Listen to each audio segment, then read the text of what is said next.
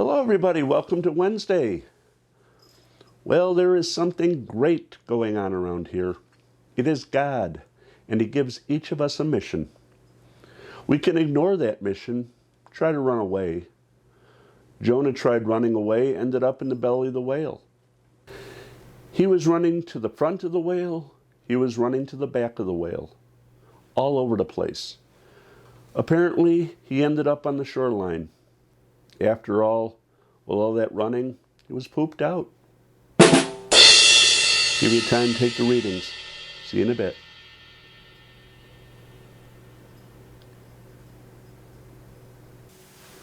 Welcome back. The success of Jonah at evangelizing and his anger at it, of wanting the enemy to perish. We just might be a tad bit confused. But we certainly can understand Jonah's feelings. Well, perhaps once we recognize that Nineveh was the capital of the Babylonian Empire. That might help because the Babylonians at the time had swept in and destroyed Israel in its conquest in the 6th century. Now, we can equate this to maybe President Zelensky preaching to Vladimir Putin. There's been tons of hate and misgivings. What if Putin capitulated? Could President Zelensky just forget all that? Well, in our human ways, probably not. See, Jonah was looking forward to the Babylonians getting their just desserts as Jonah saw them. Jonah thought of the Ninevites not as children of God, but as a hated enemy. Babylon had destroyed Jerusalem, the city, and most egregiously the holy temple which Solomon had built. But yet Jonah's preaching not only stopped the Ninevites from not obeying God, the hated enemy totally reversed their entire thinking. They had indeed repented. But Jonah was having none of it. He wanted to see God's wrath come upon the Babylonians. He didn't care what they were now thinking.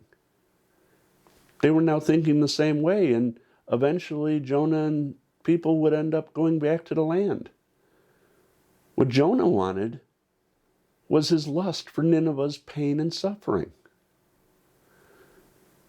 Now, if there's joy in heaven over one man repenting and coming towards the ways of God, just think of the joy of an entire nation repenting. In our gospel reading, this is ratcheted up even at another level, because now something greater than Solomon is here. By a large magnitude, God had come to earth and was now clarifying what He wants from the people. Was anyone in power at the time pleased with the new rules? Well, maybe they weren't too upset when He told everybody they needed to pay their taxes. But the rest of the ideas, you have to remember it was the leaders who instigated the revolt against Jesus. We have to change our own views. We have to put God above everything else.